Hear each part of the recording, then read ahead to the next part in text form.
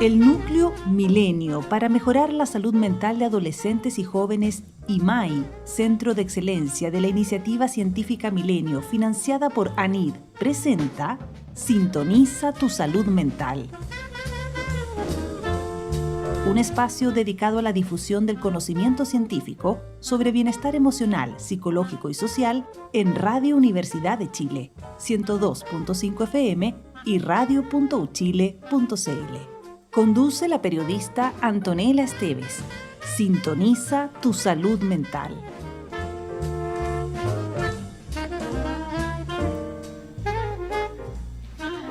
Muy buenas tardes, ¿cómo están todas, todos, todes? Bienvenidas a esta nueva edición de Sintoniza tu salud mental, este espacio que hacemos en Radio Universidad de Chile en conjunto con el Núcleo Milenio IMAI. Y hoy día vamos a estar dedicadas a hablar de prevención de violencia escolar, porque los datos son bastante brutales. Hasta el 31 de marzo, o sea, cuando llevábamos un mes de clases, la Superintendencia de Educación había registrado 1.530 denuncias por convivencia escolar, un 50% más que el año pasado en el mismo periodo. 54% de ese total es por maltrato, seguido por discriminación y situaciones de connotación sexual de un 9,8%. Según la legislación chilena, la violencia escolar está definida como todo acto de agresión u hostigamiento reiterado dentro o fuera del establecimiento, ya sea físico, psicológico e incluso mediante tecnologías como internet o celulares, realizado por estudiantes o adultos de la comunidad escolar contra otro estudiante, que le provoque maltrato, humillación o temor fundado de verse expuesto a un mal de carácter grave. Ese es nuestro tema para hoy y vamos a estar conversando en un ratito con Marcelo Sánchez, gerente general de la Fundación San Carlos de Maipo, que ha desarrollado programas en este sentido. Y ahora tenemos al otro lado de nuestro Zoom al doctor Jorge Gaete, psiquiatra, docente de la Universidad de los Andes e investigador principal del Núcleo Milenio para mejorar la salud mental de adolescentes y jóvenes IMAI. Doctor, muy buenas tardes. ¿Cómo está usted? Muy buenas tardes, gracias por la invitación.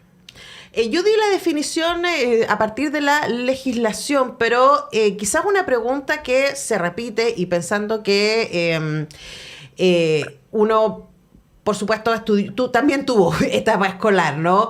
Pero no recuerda que haya sido tan noticioso, o no recuerda, o quizás yo estuve en colegio de mujeres y no era tan brutal, el nivel de violencia que existía entre compañeras. Entonces, una pregunta inmediata es, ¿hoy día hay más violencia al interior de los establecimientos educacionales o más bien hay más conciencia de ella y por lo tanto hay mayores denuncias?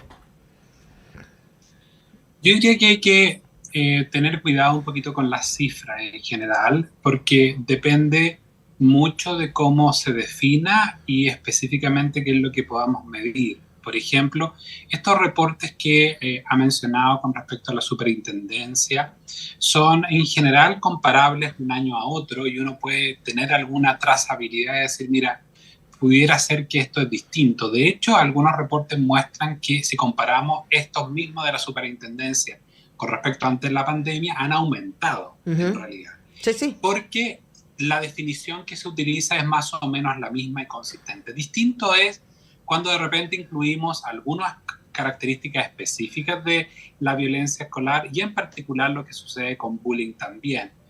Uno lo que puede pensar en general es que los reportes, por ejemplo, de bullying muestran que en relación a el periodo pre-pandemia probablemente ha cambiado un poco la presencia de este fenómeno de acuerdo al grupo etario. Uno podría ver hoy en día que el grupo de estudiantes está más extendido, digamos, en la conducta de bullying en particular, que lo que veíamos pre-pandemia, en la cual estaba circunscrito más en particular a los cursos más inferiores de la educación básica y paulatinamente iba disminuyendo. Yo diría que eso se ha ido de alguna forma corriendo post-pandemia y por eso vemos situaciones en las cuales estudiantes de mayor edad en actos de mayor violencia, porque efectivamente tienen mayor capacidad de ejercerla, puede tener una mayor connotación, digamos, de la preocupación pública en general. Ujú. Ahora, efectivamente usted nombra la pandemia como un antes y un después, ¿no? Y uno podría sospechar que esos 2 años fuera de la convivencia escolar, no fuera de la escolaridad, porque siguieron teniendo clases, pero fuera de el estar ahí todos los días compartiendo sala, tuvo consecuencias. ¿Cuál siente usted que han sido esas consecuencias?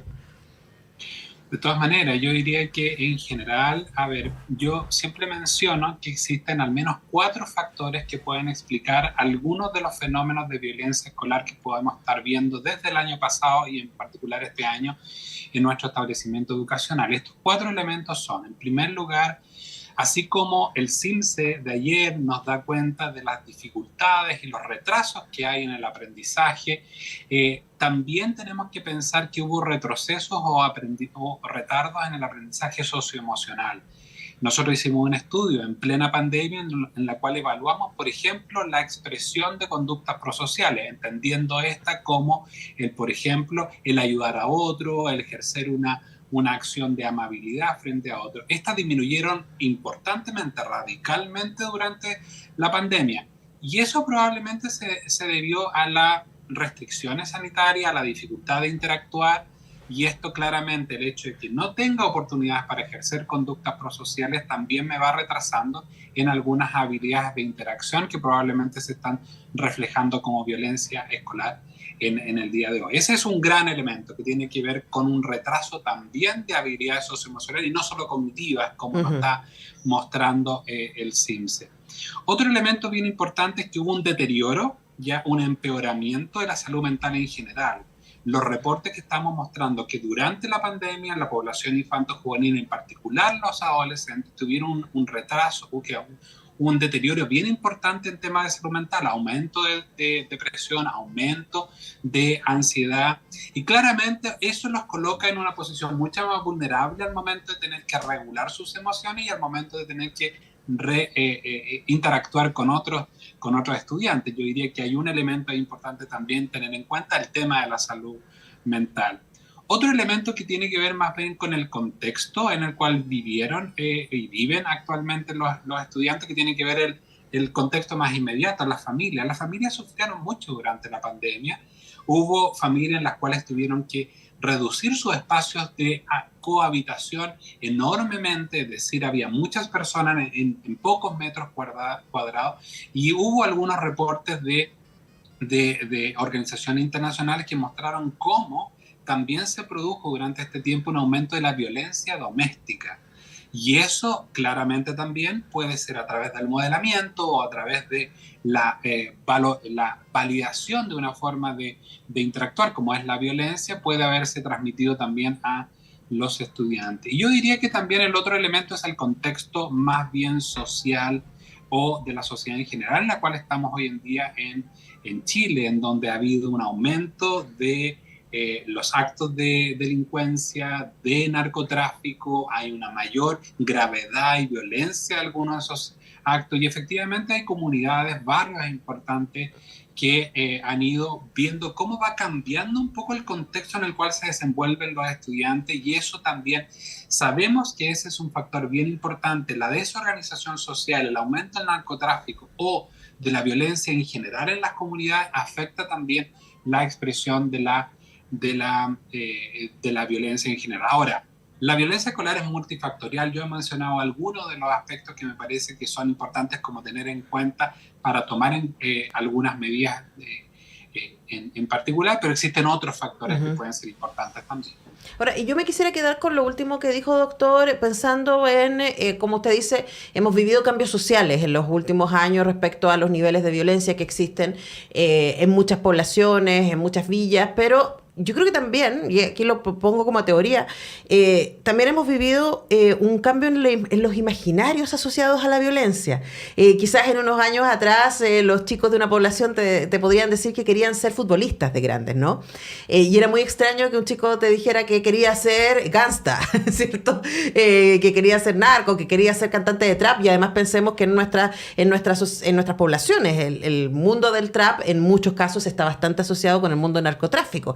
Entonces también pareciera haber una glorificación de ese estilo de violencia, y ahí uno se pregunta, si eso podría tener podríamos relacionarlos, ¿no?, con los niveles de agresividad de los adolescentes especialmente, y luego, ¿cómo se contrasta eso cuando es tan mediático?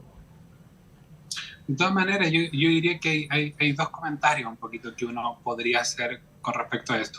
Hay mucha investigación con respecto a cómo el deterioro en la cohesión social o el deterioro en la organización de los barrios puede afectar expresiones de violencia. Eso está bien estudiado, y en particular, por ejemplo, barrios en los cuales el narcotráfico ha ingresado, o sencillamente la delincuencia se hace mucho más frecuente. Y ahora, con respecto específicamente a lo que sucede con los estilos de música o alguna influencia en ese sentido, yo diría que mucho menos información, y no me atrevería a dar como una visión tan clara en eso, pero sí con respecto a cómo la desorganización social puede estar explicando en parte esa violencia. Ahora, efectivamente, el modelamiento quizá es un elemento que es bien importante. Sabemos que los adolescentes de alguna forma consideran lo que otros hacen como un elemento importante para determinar cuál es su propia conducta.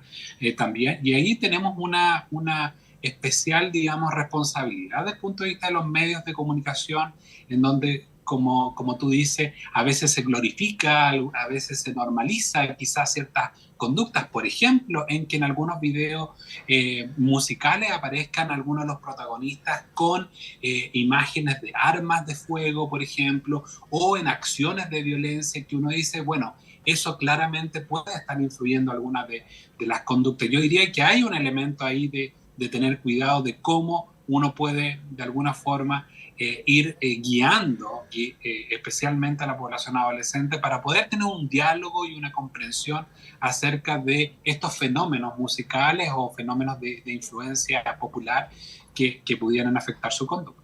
Ahora, también uno podría preguntarse si hay también un sesgo de género al respecto, ¿no? Porque uno podría señalar que hay un mandato cultural a los varones, especialmente a la dominancia, la competencia, la agresividad. Y estoy pensando en que es muy normal que a un chico adolescente se le mida, ¿cierto?, por su nivel de agresividad, y se espere que reaccione si lo pasan a llevar, ¿cierto? Se espera que sea violento, se le celebra incluso al interior de sus propias comunidades de pares, estoy pensando, por supuesto, más allá de lo que digamos los adultos. Luego, además, puede ser que en ciertos contextos esa agresividad, que puede ser física o no, también se está enseñando. La idea de aquí uno puede pensar eso, que el camarón que se duerme se lo lleva la corriente, ¿cierto? Aquí el que dispara primero gana, ¿cierto? Ese tipo, el que golpea primero golpea dos veces. Ese tipo de valores también pareciera que están entrando en juego en estos contextos. De todas maneras, yo diría que importante un poco lo que tú mencionas. Efectivamente, hay ciertos elementos culturales que se pueden ir transmitiendo de una generación a otra y que puede ir validando un poco la interacción violenta. Lo sabemos desde el punto de vista, por ejemplo, hay mucha investigación sobre el efecto que tiene la violencia doméstica, el maltrato en particular, en la generación posterior de conductas violentas en los colegios también. O sea, los chicos que viven situaciones traumáticas bien importantes en su casa, eso puede transmitirse como una forma de interacción dentro del contexto escolar. Lo mismo pasa con algunos estereotipos con respecto al tema de cómo se expresa la violencia. Ahí hay una información que es bien interesante. Yo diría que mucha investigación durante los últimos años, y voy a hacer un contraste con lo que uno podría encontrar hoy en día, pero mucha investigación decía, bueno, algunas de las acciones más violentas, las más físicas en general, peleas, por ejemplo, o empujones, podría estar más relacionado con más bien un género masculino en general, porque había una cierta frecuencia o mayor frecuencia de estas conductas entre los hombres. Y por el contraste, había una mayor expresión de una violencia más relacional, por ejemplo, el esparcir rumores o el excluir socialmente, que pudiera estar más relacionado con el grupo de las mujeres en general. Yo diría que eso ha ido cambiando también en el último tiempo. De hecho, en una investigación que hicimos junto a la Fundación San Carlos de Maipo, que vamos a tener como invitado también a Marcelo Sánchez en esta conversación, una investigación que hicimos, a nosotros nos produjo bastante curiosidad porque medimos los distintos tipos de bullying que se podía estar presentando entre hombres y mujeres, y una de las cosas que más nos llamó la atención es que la principal, en este estudio que lo hicimos hace un tiempo atrás, que la principal forma de violencia de parte de la mujer eran los empujones. Uh-huh. O sea, era una violencia física que uno podría haber ya relacionado más bien con el sexo masculino, y en realidad no fue así. Eran igual de prevalentes, y lo más curioso es que entre las mujeres era la forma de violencia más frecuente. Entonces, en ese sentido, yo diría que esto también va cambiando con los tiempos y va cambiando en el fondo cómo nos vamos relacionando hombres y mujeres también. Conversamos con el doctor Jorge Gaete, investigador principal del Núcleo Milenio INJAI y también director del Centro de Investigación en Salud Mental Estudiantil de la Universidad de los Andes. Y entiendo, doctor, que usted también ha estado participando. Después vamos a hablar de lo que se ha hecho junto a la Fundación San Carlos de Maipo, pero hay una experiencia de un programa anti-bullying llamado Kiva, que se desarrolló en Finlandia y que se aplicó y se evaluó en Chile. ¿Quisiera contarnos respecto a ese programa? De todas maneras, este es un programa anti-bullying que en el momento en que empezamos a tener las primeras conversaciones con el equipo de investigación en la Universidad de Turku de Finlandia, que esto ya data desde el año 2015 más o menos, empezamos a ver cuáles eran los programas más efectivos, los que habían recogido la mejor evidencia para prevenir el bullying en el contexto educacional, y encontramos fundamentalmente tres grandes modelos. Por un lado estaba el Olweus Program, que es un programa originalmente de Noruega y que se ha extendido en varios países, que tiene una idea de distintas acciones a través de distintos niveles. También estaba Second Step, que es un modelo más bien americano, y estaba Kiva, que estaba recién apareciendo con evidencia bastante importante, especialmente en Finlandia. Todavía no se había recogido información en el resto del mundo.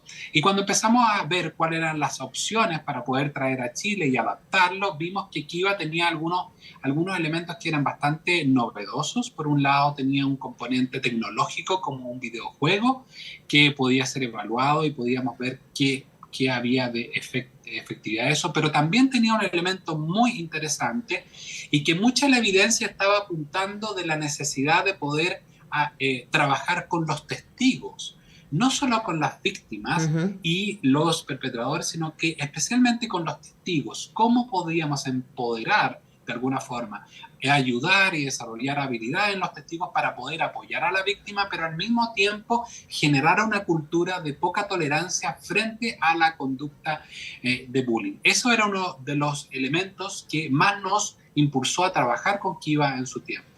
Ahora, Kiva en particular es un programa que cuenta con acciones universales por un lado y acciones indicadas. ¿Qué significa eso? Acciones que se entregan a toda la comunidad estudiantil, por ejemplo, el uso de el entrenamiento en ciertas habilidades socioemocionales y algunas específicas para el trabajo de los testigos, que se implementa a través de talleres que son lúdicos durante el año escolar, en distintos grupos poblacionales, algunos más pequeños como segundo básico y otros más grandes como quinto básico. También otras acciones universales son el hecho, por ejemplo, de tener algunas asambleas con los estudiantes o con los profesores y con los mismos apoderados para poder dar cuenta e informar acerca de la problemática del bullying, también para informar sobre medidas o estrategias que ellos pueden utilizar. Y en particular hay una acción universal que es interesante, en que todos los colegios eligen a algunos miembros de la comunidad estudiantil, en particular de profesores o inspectores, que usan una especie de chaleco o un distintivo, cualquiera sea esto, a veces una chapita, en la cual se recorre en el patio y van de alguna forma mostrando que el colegio tiene a una persona disponible en el recreo o en distintos lugares para poder ayudar a aquellos estudiantes que se puedan ver amenazados por distintas acciones de bullying. Esas son las acciones universales. Y las acciones indicadas son aquellas que se trabaja específicamente con la víctima y con los perpetradores. Se trabaja con ellos en el sentido siempre separado. Es bien importante esta visión, siempre separado, nunca como un proceso de mediación en particular en donde uno le pide a la víctima y al perpetrador que se pongan de acuerdo en algo. Eso no está recomendado para el trabajo de bullying, sino más bien trabajo específicamente con la víctima para poder acogerla y recoger la información que ella nos proporciona, pero también con los perpetradores para que ellos puedan de alguna forma ponerse de acuerdo en qué acciones concretas van a hacer para no seguir molestando a la víctima en particular. Y esto es importante que se vaya haciendo un seguimiento bien regular, cada una semana, cada 2 semanas, para que la víctima vaya sintiendo efectivamente que esto que se está haciendo está produciendo un cambio importante en su sentido de convivencia dentro del establecimiento educacional. O sea, tiene distintos elementos y un programa bien completo en general, que trabaja con los estudiantes, con los profesores y también con los apoderados. Ahora, también eso mismo, lo que usted dice al final, doctor, explicita una idea de que la violencia escolar no es algo que suceda entre 2 personas. Es algo que tiene que ver con lógicas que permean a toda la comunidad, y de eso vamos a seguir conversando. Después de nuestra pausa vamos a seguir hablando con el doctor Jorge Gaete, director del Centro de Investigación en Salud Mental Estudiantil de la Universidad de los Andes e investigador principal del Núcleo Milenio IMAI. Y en un ratito vamos a recibir también a nuestro siguiente invitado que se une a esta conversación, el gerente general de la Fundación San Carlos de Maipo, Marcelo Sánchez. Nosotros tenemos que ir a la música, a la pausa, y ya seguimos con esta conversación en Sintoniza tu Salud Mental. Estás escuchando Sintoniza tu Salud Mental en Radio Universidad de Chile.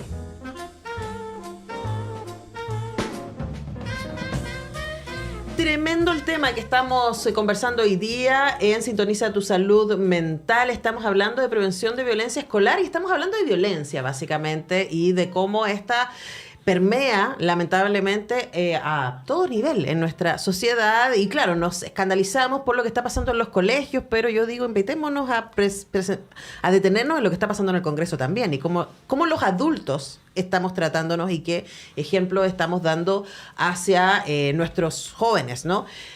Preguntas para hacer y estamos con un experto, estamos con gente que sabe. Seguimos conectados ahí con el doctor Jorge Gaete, psiquiatra, investigador IMAI y también director del Centro de Investigación en Salud Mental Estudiantil de la Universidad de los Andes. Y también ahora se suma a nuestra mesa Marcelo Sánchez, gerente general de la Fundación San Carlos de Maipo, que es una organización que trabaja en el desarrollo de igualdad de oportunidades y derechos de personas en situación de vulnerabilidad en un entorno social y ambiental integrador, impulsando la generación de políticas responsables y siendo un referente positivo para otras organizaciones.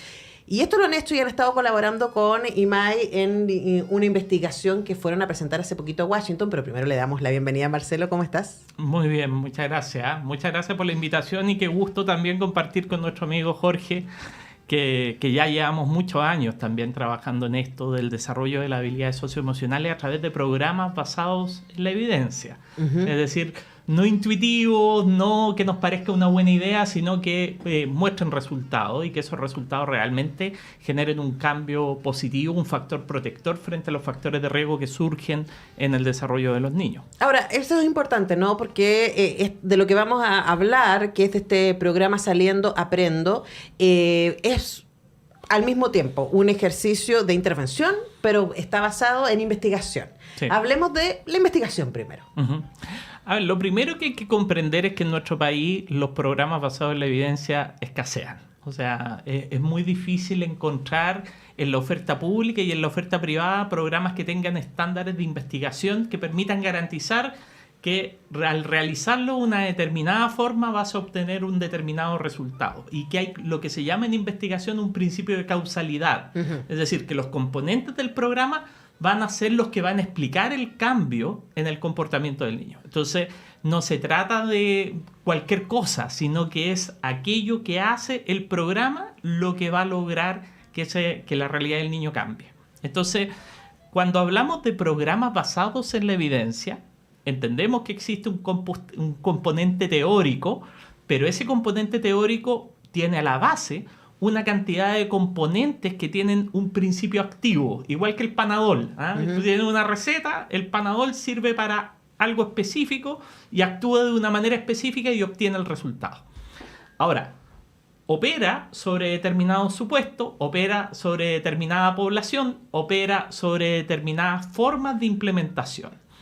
Eso es lo que le da el espacio de que sea un programa con rigor, con evidencia, etcétera. Que cuando tú lo haces acá en Chile, o lo haces en Europa, o lo haces en Estados Unidos, y se hace de la forma en que se ha diseñado, va a lograr los mismos resultados. Y eso es muy ventajoso para la política pública, porque cuando el Estado dice, yo voy a invertir en este programa y voy a aplicarlo de la forma en que los creadores dicen que se tenía que aplicar, y soy riguroso en la implementación, voy a obtener los resultados que decía el programa que podía resultar.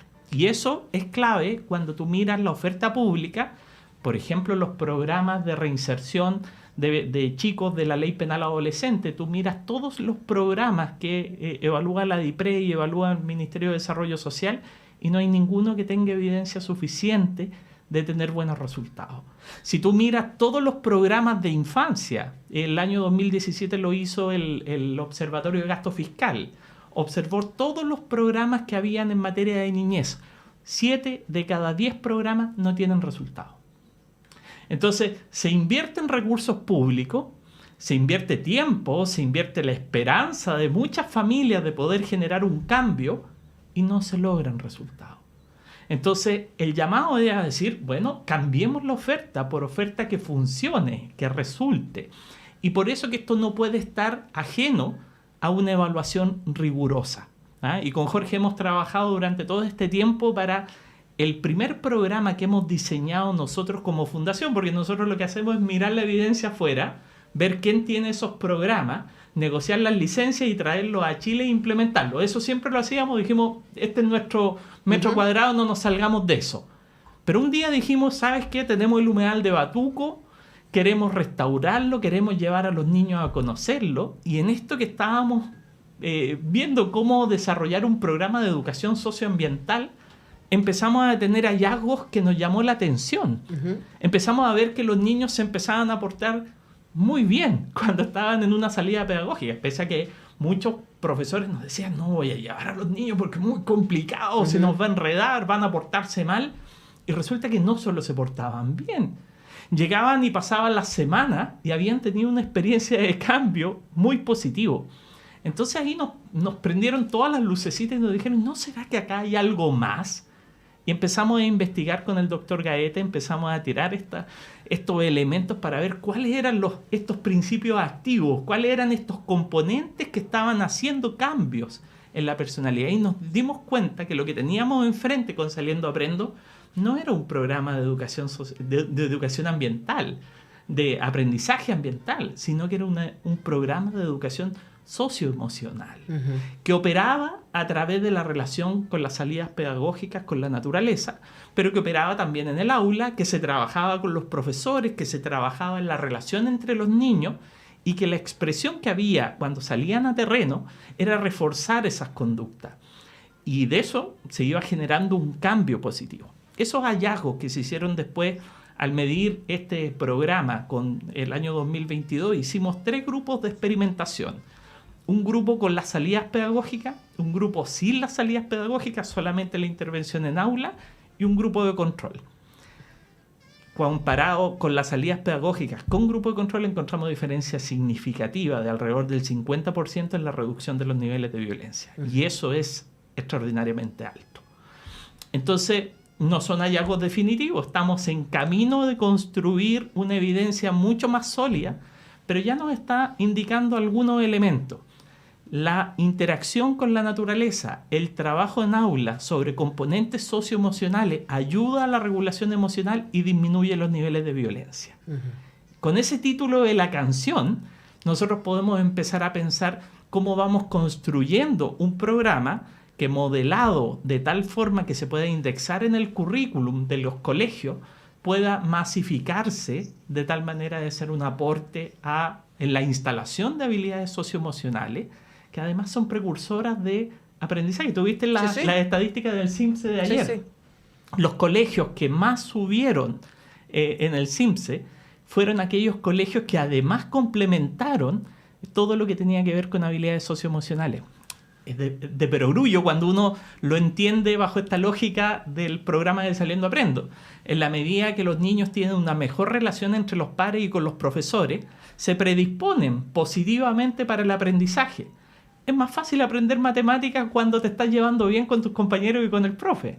Es más fácil aprender lenguaje porque te aprendes a relacionar mejor con las demás personas. Entonces acá no entran en colisión la educación socioemocional con la educación académica. Y es más, es muy importante entender esto porque la lógica y muchas veces el impacto que tiene, por ejemplo, el CIMSE que nos dieron a conocer ayer, es que digamos, no, metámosle matemáticas, metámosle lenguaje y olvidémonos de lo demás, ¿ah? Una locomotora de aprendizaje. Y eso no va a resultar. Acá lo más importante es predisponer al aprendizaje, apoyar con desarrollar habilidades que faciliten ese aprendizaje. Y eso se logra fomentando las habilidades socioemocionales de manera más temprana, con una agenda temprana de prevención social que parte en los niveles de transición. Nosotros tenemos otro programa que también está investigando Jorge desde hace algún tiempo y que tiene que ver con el desarrollo de habilidades socioemocionales, pero en niveles de transición. Nivel de transición 1, nivel de transición 2. Lo más temprano posible. Este formato es un poquito más grande, pero que todavía es potente porque todavía hay flexibilidad cognitiva, flexibilidad cerebral sobre la cual tú puedes desarrollar con los niños estas habilidades de interacción, estas habilidades de percepción de autoeficacia, esta posibilidad también de regular emociones, esta posibilidad de ponerse en el papel del otro, o sea, desarrollar la empatía. Si tú te fijas, todos esos elementos son factores protectores para que no haya violencia. En la medida que tú logras expresarte, en la medida que logras pensar y ponerte metas, ponerte objetivos de largo plazo, verte, visualizarte en el futuro, en la medida que tú logras entender al otro, es imposible que desarrolles una relación conflictiva. Al contrario, te predispones a trabajar positiva y armónicamente.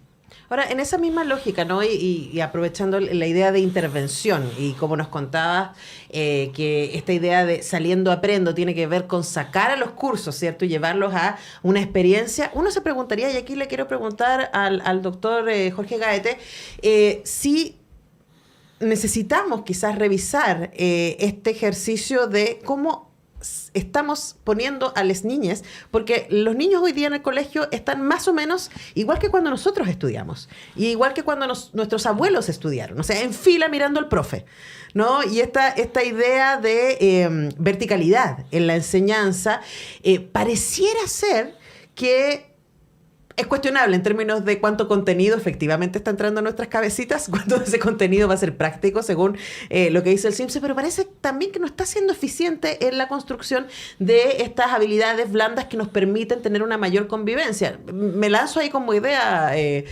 doctor. ¿Qué opina usted respecto a esa hipótesis? Yo creo que hay harto de verdad en eso, en el sentido de que muchas veces hemos tenido como una mirada poco crítica acerca de las prácticas que habitualmente utilizamos para la educación. Y en ese sentido es importante ir incorporando, como dice muy bien Marcelo también, estos elementos de evidencia, estos momentos de efectivamente evaluar que aquello que estamos haciendo, o que estamos acostumbrados a hacer tradicionalmente, efectivamente está realizando o impactando en el desarrollo de los estudiantes. Este modelo de Saliendo Aprendo tiene un elemento bastante innovador, bastante único en particular, que son estas salidas a espacios naturales bastante interesantes desde el punto de vista natural, o sea, la riqueza que hay en la flora y la fauna a la cual se ven expuestos los estudiantes es especialmente importante. Ya había habido alguna evidencia, yo diría que especialmente en poblaciones o en países asiáticos, en particular Japón, por ejemplo, y algunas experiencias también en Corea, que habían mostrado cómo la exposición a la naturaleza, ya sea a través de los árboles, a través de la vista o de animales, o el escuchar pájaros, por ejemplo, que es lo que tenemos bastante ahí en el humedal de Batuco, habían mostrado cómo las personas expuestas a esta experiencia habían reducido sus niveles de estrés, algunos indicadores de ansiedad, y habían cambiado algunas respuestas incluso corporales, por ejemplo, frecuencia cardíaca, conductancia a nivel de la piel, etc. O sea, habían elementos que estaban mostrando cómo esta exposición ayudaba. Esto es un desarrollo bien importante que está dentro del marco de lo que uno llamaba como la biofilia, es decir, como el amor por la naturaleza y aquello que te expone a algo nuevo, a algo que de alguna forma tú puedes contemplar y de alguna forma te tranquiliza y te ayuda en el proceso de desarrollo. Yo diría que este componente, que es bastante único de Saliendo Aprendo, es un componente que de alguna forma ya tenía alguna evidencia, pero incorporado dentro de las dinámicas del trabajo con los estudiantes, yo diría que está generando un efecto bastante potenciador del desarrollo de las habilidades socioemocionales. Por otro lado, este programa, como decía muy bien Marcelo, tiene 4 componentes de habilidades socioemocionales que están dando vuelta. Uno, la tolerancia al estrés; lo otro, regulación emocional; otro que tiene que ver con la resolución de problemas sociales; y otro con aprender relaciones interpersonales. Esos 4 módulos, 4 elementos, 4 habilidades que se desarrollan, se ven potenciadas por estas experiencias en la naturaleza, en donde complementan algunas de esas actividades, pero de alguna forma en un espacio nuevo, distinto, innovador, a lo cual muchos de nuestros niños no habían sido expuestos, especialmente en el contexto de su vida escolar. Yo diría que esta idea también de innovar, de buscar nuevas formas y cuestionarse también aquello que estamos haciendo tradicionalmente y que parece que no está resultando, es si esto yo lo estoy haciendo, es como el aforismo que dice, si esto lo hago de la misma forma siempre y no funciona, tengo que cambiar la forma de hacerlo finalmente. De alguna forma este programa está un poco innovando en esa medida. Claro, me acordaba de, no sé qué autor decía, ¿no? Que la locura es hacer lo mismo todas las veces y esperar que el resultado sea distinto. Aquí es evidente que los resultados son cuestionables, por usar una palabra amable, y es necesario repensar la manera en que lo hacemos. Estamos hablando de violencia, la prevención de la violencia escolar con el doctor Jorge Gaete, psiquiatra, investigador principal del Núcleo Milenio para mejorar la salud mental de jóvenes y adolescentes, además de director del Centro de Investigación de Salud Mental Estudiantil de la Universidad de los Andes, y Marcelo Sánchez, gerente general de la Fundación San Carlos de Maipo. Y yo les cuento a los dos, por si no lo sabían, justo la semana pasada estuvimos hablando de los efectos positivos que están comprobados que tiene la naturaleza en la salud mental. Si ustedes quieren escuchar ese programa, y también la gente que nos está escuchando en la radio, está en YouTube y pueden buscarlo ahí en el canal de Radio Universidad de Chile, también en las redes del IMAI y también en la sección Vuelva a Escuchar de radio.uchile.cl. Créanlo, no se nos va el tiempo volando, así que tengo una pregunta más que tiene que ver con lo que hablábamos antes con el doctor Gaete y con la idea de comunidad, de que cuando hablamos de violencia escolar no estamos hablando de algo que sucede entre el perpetrador de la violencia y la víctima, sino de la comunidad. Así. Y quería preguntarte, Marcelo, respecto a cómo sientes tú que la comunidad escolar, o por lo menos las que ustedes han estado trabajando con esta experiencia del programa Saliendo Aprendo, están en términos de disponibilidad para repensar las maneras en que están educando y abrazar también estas nuevas herramientas que ustedes están desarrollando. Qué buena pregunta, Antonella, y fíjate que me remonta al principio de todo lo que fue nuestro desarrollo de esta visión de llegar antes a través de la prevención social. El primer modelo que nosotros trajimos desde Estados Unidos fue el Community That Care, comunidades que se cuidan, desarrollado por David Hawkins y Richard Catalano hace ya 40 años. Y que tiene una sólida evidencia en reducir 6 conductas problemáticas, dentro de las que está la violencia, las conductas sexuales de riesgo, la deserción escolar, el consumo problemático de alcohol y otras drogas, etc. Y la base de ese modelo es trabajar en torno a la comunidad. Que la comunidad se organice en distintos grupos, en el grupo que consigue los recursos, en el que analiza la data, en el que involucra a las autoridades, en el que desarrolla un plan de acción, el de involucramiento de jóvenes, etc. Y se hace en base a información local. Primero se estructura el territorio para levantar esa información dentro de los colegios y de las comunidades escolares. Algunas de ellas que implementan, por ejemplo, Saliendo Aprendo. De hecho, hay varias de las comunas dentro del estudio que participan del modelo de comunidades que se cuidan. Y el modelo de comunidades que se cuidan además inserta programas basados en la evidencia.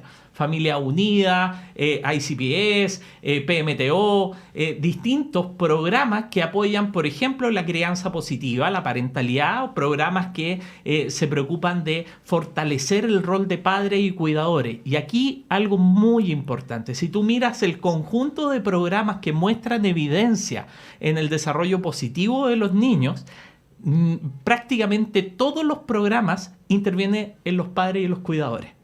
Es decir, son muy pocos los que intervienen directamente al niño. Incluso los que intervienen directamente al niño hay muchos que son iatrogénicos. Es decir, uno cree que van a hacer un bien y terminan haciendo un mal. Acá el principio ejecutor es poder trabajar sobre padres y cuidadores, y eso incorpora a la comunidad escolar, eso incorpora a la familia, eso incorpora el territorio, a todos los líderes clave. Y por eso el modelo de comunidades que se cuidan es tan sólido y tan importante, porque hace que todos los que tienen algún tipo de relación con la niñez en un territorio compartan una agenda común, y esa agenda común la focalicen en aquellos factores de riesgo y logren instalar programas basados en la evidencia que abordan esos factores de riesgo con estos factores protectores. La alianza comunidad, escuela, familia es fundamental. Si una de esas tres cojea, nos queda la embarrada. Y por eso que cuando uno piensa los programas de reactivación educativa, no pueden ser solo en el aula. Eso es absurdo. Las trayectorias educativas de los niños están no solo en el aula, están en la comunidad, están en torno a la familia, están con los amigos y con los pares, y ahí es donde uno tiene que intervenir. Porque fíjate que de las amenazas, lo que decía el doctor Gaete antes, las amenazas como el crimen organizado y el narcotráfico que han descubierto, lo mejor para destruir la cohesión social de una comunidad es capturar a los niños en bandas criminales. Por supuesto. Al hacer eso, se rompe la cohesión social, se logra impunidad social también, porque las familias no quieren hacer nada porque hay un hijo, un nieto, un sobrino que está capturado por estas bandas criminales. Y al hacer eso, lamentablemente, se pierden todas las otras herramientas protectoras. Por eso que es tan clave fortalecer la comunidad.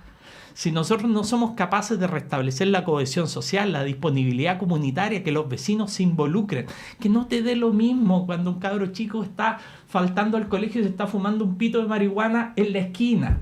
A ti como vecina no te puede dar lo mismo. Tú tienes que ver cómo organizarte para apoyar y dar oportunidades para que ese niño deje el pucho de lado, para que ese niño vuelva al colegio. Todos tenemos, y acá no solamente desde el punto de vista práctico de qué es necesario para construir estos factores protectores, sino que además también tenemos una responsabilidad como sociedad civil de ser cogarantes de los derechos de los niños, de la capacidad que ellos tienen para desarrollarse positivamente. Y por eso que hay una responsabilidad importantísima y hay una debilidad muy fuerte en las políticas públicas para trabajar en fortalecer a las comunidades. Bueno, ese es un desafío. Tareas para hacer, ¿no? Nosotros acá en Sintoniza tu Salud Mental ayudamos a pensar y también invitamos a que quienes nos escuchan puedan también pensar cómo desde sus distintas comunidades pueden aportar. Una cosa que yo les dejo invitados a que conozcan a la Fundación San Carlos de Maipo. Hemos estado conversando con su director, con su gerente general, Marcelo Sánchez. Pueden ir a la web, que es fsancarlos.cl, y ahí van a conocer algunos de los proyectos en los que trabajan. Muchísimas gracias por visitar la radio, Marcelo, y también muchísimas gracias al doctor Jorge Gaete por acompañarnos desde el Zoom.